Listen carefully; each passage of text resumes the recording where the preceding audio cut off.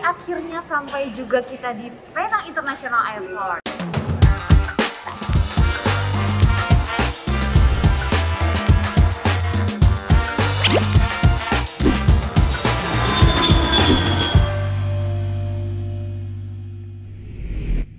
Hari ini aku dan Renata sudah tiba di Penang International Airport ya, tadi perjalanan dari Jakarta, dan senang banget karena akhirnya aku bisa ke Penang dan tibanya itu adalah di Penang ini ya, Penang Airport ya. Iya betul. Jadi untuk pasien-pasien Indonesia yang mau berobat ke Penang, Malaysia, tadi begitu kita keluar dari pesawat sudah disambut dengan tim Malaysia Healthcare yang ada di Penang Airport. Dan sekarang kita mau berkunjung ke lounge Malaysia Healthcare yang ada di sini.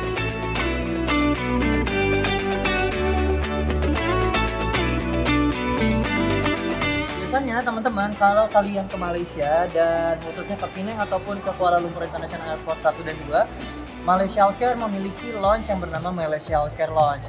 Nah, di sini teman-teman bisa dibantu untuk dijemput dari kedatangan di Garbarata atau di Aira Bridge, dan juga saat ketibaan hingga sampai di depan pintu kedatangan internasional. Tim MCL akan membantu kita misalnya untuk mengurus atau menunggu transport dari rumah sakit. Udah, Re? Udah. Dan untuk teman-teman yang suatu saat nanti akan berobat ke Penang, Malaysia, jangan lupa untuk juga berkunjung ke lounge Malaysia Healthcare untuk merasakan kehangatan di titik pertama kamu berada di Penang. Dan tentunya dengan semua fasilitas Malaysia Healthcare ini membuat kita ke Malaysia lebih nyaman dan aman. Karena bersama Malaysia Healthcare, Lebih dekat, lebih terjangkau.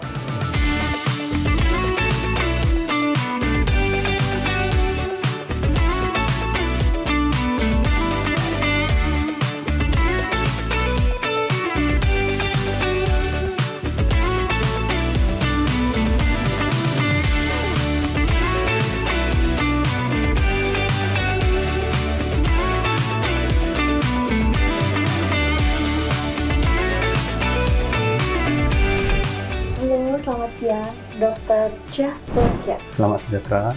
Saya panggilnya Dr. Chia boleh ya? Bisa saja. Bisa saja, terima kasih dokter. Oke, Dr. Chia ini merawat pasien-pasien kanker. Kalau dari Indonesia pasti banyak ya dok ya? Agak banyak kasus-kasus dari sana karena ini merupakan satu isu yang agak besar dan mereka memerlukan rawatan yang kita katakan komplit. Jadi biasanya rawatan kanker memerlukan satu team approach. Jadi multidisciplinary team approach di mana pakar bedahnya kena arif dan bijak dalam menangani kanker yang biasanya agak complicated. Ketumbuhannya boleh dari mana-mana saja, daripada atas kepala sampai ke kaki, di mana-mana di dalam badan. Jadi bila kita melalui proses ini, biasanya perlu mendapatkan satu konformasi dulu. Dan konformasi ini juga perlukan support daripada banyak doktor. Misalnya doktor dari radiologi yang perlu melakukan scan dan juga biopsi sebelum mereka perlu menangani. Lanjut ya. Oke. Untuk Dr. Chia sendiri, boleh tahu atau boleh dijelaskan tidak ada fasilitas apa saja nih terutama untuk menangani dan merawat pasien-pasien kanker? Ya, so buat masa ini fasilitas ini sedang di set up dengan sangat komplit di bahagian P2 ya. P2 merupakan setup di mana cancer center itu akan fokusnya di sana. Di mana fasilitas itu termasuklah fasilitas radiasi. Nah, fasilitas radiasi ini meliputi teknik-teknik yang terkini seperti stereotactic radiosurgery, stereotactic body therapy, dan juga rawatan kemoterapi yang pelbagai jenis. So ini termasuklah injeksi, infusi dan sebagainya dalam day care center ataupun di dalam hospital dalam ward stay. Dan fasilitas ini semuanya akan semua lengkap dalam beberapa bulan ini lagi.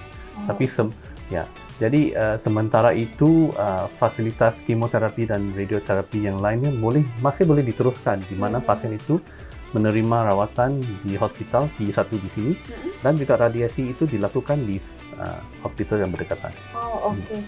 Kalau boleh dijelaskan, kadang-kadang kita itu taunya kan kanker aja gitu ya, kalau itu sudah kanker bahkan kadang kita tahunya itu sudah parah ya, udah stadium atau stage yang banyak. Iya, betul.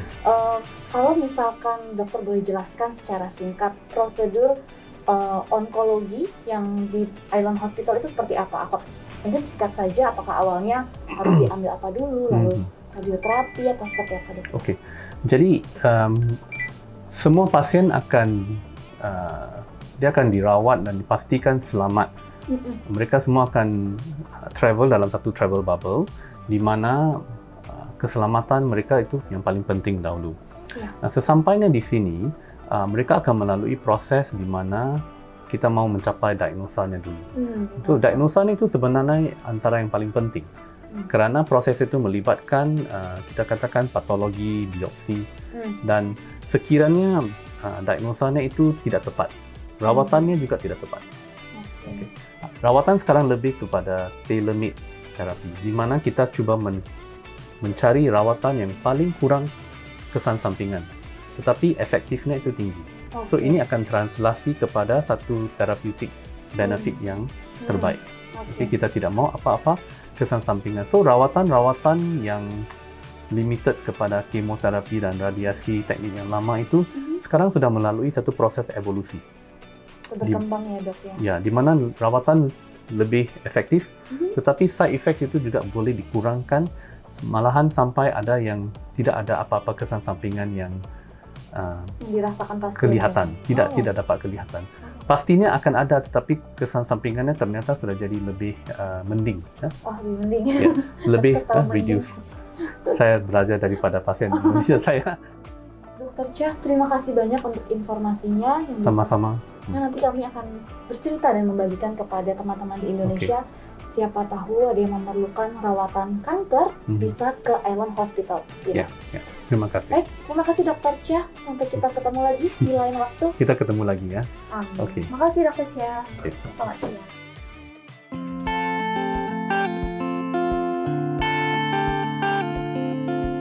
Setelah tadi aku dan Renata berputar atau mengelilingi Island Hospital yang berada di Penang, senang sekali sekarang aku dan Renata akhirnya bisa bertemu dengan Profesor atau Prof. Oh yang merupakan spesialis tulang belakang dan juga sendi. Dan sekarang kalau teman-teman lihat semua di belakang ini adalah alat-alat yang memang disediakan atau yang memang dimiliki oleh Island Hospital. Betul ya, Re ya? Iya, betul. Terima kasih sebelumnya untuk Prof. Oh Kim Sun. Nanti kita panggilnya Prof. Oh saja ya, biar lebih dekat. Dan jadi ini kita lagi di ruangan yang menarik banget. Kita juga mau tanya-tanya sama Prof. Oh, ini tuh sebenarnya apa? Nanti kita ngobrol-ngobrol, oke? Prof, boleh jelaskan singkat bagaimana cara kerja alat ini? Ya, alat ini bergantung atas semboyan yang didapati, yang dikesan oleh kamera di atas. Dan ini akan memberikan signal kepada jentera induk di sini, di mana komputernya sudah diprogram oleh doktor yang berkenaan untuk pemotongan yang spesifik. Dan dari situ, pergerakan ini akan dapat mengesan tulang yang sudah dipasang dengan alat-alat mengesan juga. Supaya kita tahu apakah orientasi tulang itu, serta apakah sudut untuk kita membuat potongan. Dan dari situ ini akan digerakkan dengan robot supaya kita dapat membuat potongan melalui celah-celah yang disediakan. Oke. Jadi ini teknologi yang membantu Prof. Oh dan juga dokter supaya lebih presisi, lebih akurat hasil potongannya. Ya betul. Kalau kita lihat potong-potong, Re, ini kan apakah potongnya itu kalau sekarang ya dok ya potong kan ada yang pakai laser atau memang maaf ya kayak kulit dibuka, daging itu seperti apa ada proses pemotongannya? Ya, proses pemotongannya untuk mendedahkan tulang itu ialah secara normal. Secara normal biasa ya? Apabila kita mencapai tulang dan baru kita akan diambil alih oleh robot. Baru diambil alih oleh robot. Itu otomatis bekerja semua dengan otomatis. Ya, dan ini juga dengan keamanan yang tinggi sebab robot itu akan dikawal oleh kita sepanjang waktu. Kita tidak akan membiarkan robot ini menjadi bebas dan sendiri. Berarti tetap dipantau, Re. Jadi kalau misalnya ada orang operasi, itu dokternya juga memantau juga ya dokter dari monitor. Ya, selalu dalam kawalan kita. Ada kawalan. Tapi kalau untuk berobat seperti ini dok, berapa lama sih untuk treatmentnya ya Renata? Karena kan kalau memang berobat tulang itu mungkin satu kali sembuh atau memang ada berapa kali treatment? Satu kali, dua kali treatment menggunakan alat ini? Sesudah dioperasikan, biasanya kontrolnya yang pertama dan kedua itu agak rapat. Dalam 10 hari kita akan berjumpa dengan pasien dan biasanya pasien akan dapat berangkat balik dalam seminggu lebih. Ya, kadang-kadang kalau apabila kita memeluk teknologi dengan terlampau cepat, tanpa asas operasi yang dulu. Kalau kita tidak ada pengalaman yang mencukupi dan kita terus membuatkan operasi begini, memang akan lebih senang kita membuat kesalahan dan kesilapan. Dan saya rasa ini lebih baik kalau untuk seorang doktor yang sudah ada pengalaman yang mencukupi supaya dapat mengelakkan masalah itu. Di antara masalah-masalah itu ialah kadang-kadang bacaannya itu kurang tepat. Maka doktornya harus dapat tahu apakah cara untuk mendapat bacaan yang baik sekali. Dan itu memang melalui pengalaman. Maksudnya robot ini dapat membantu kita, tapi ia belum sampai ke takat mengganti manusia.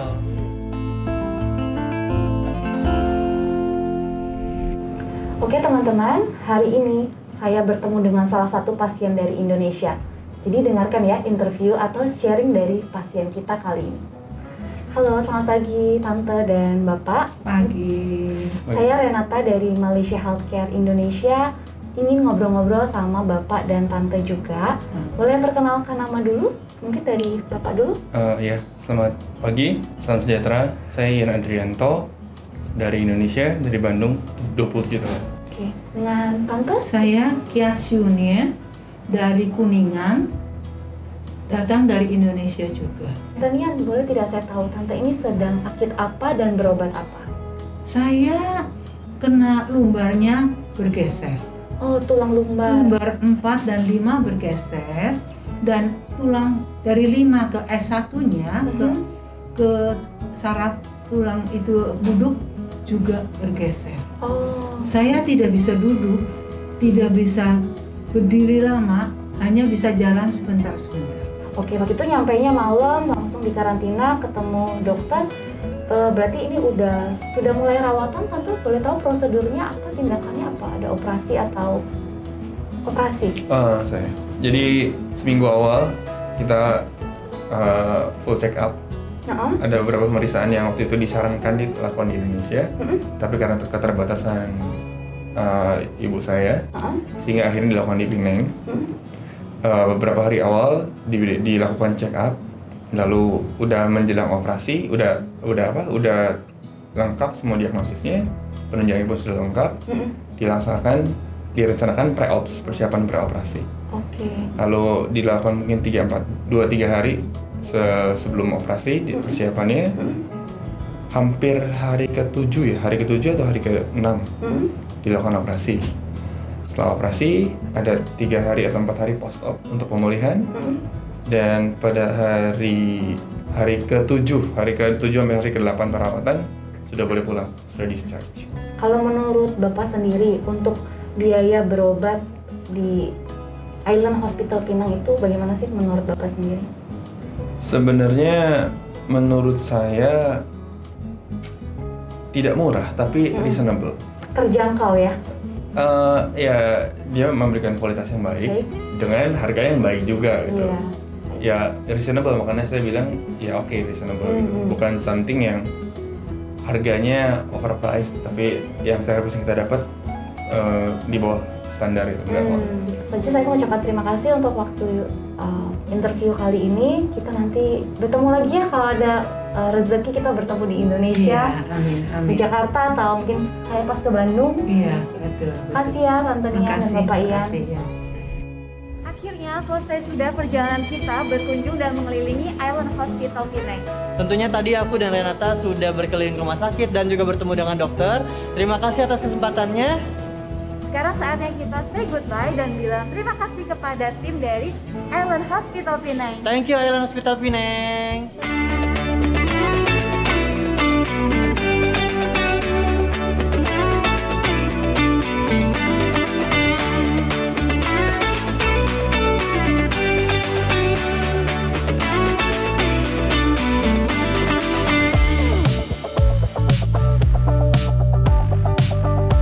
Oh iya, mau kasih tahu juga, nanti kita bakal kulineran juga di Penang. Nanti kita bakal makan-makan yang enak dan cari foto-foto yang bagus. Jadi tetap ikutin vlog kita yang ada di Malaysia. Dan karena Malaysia lebih dekat, lebih terjangkau.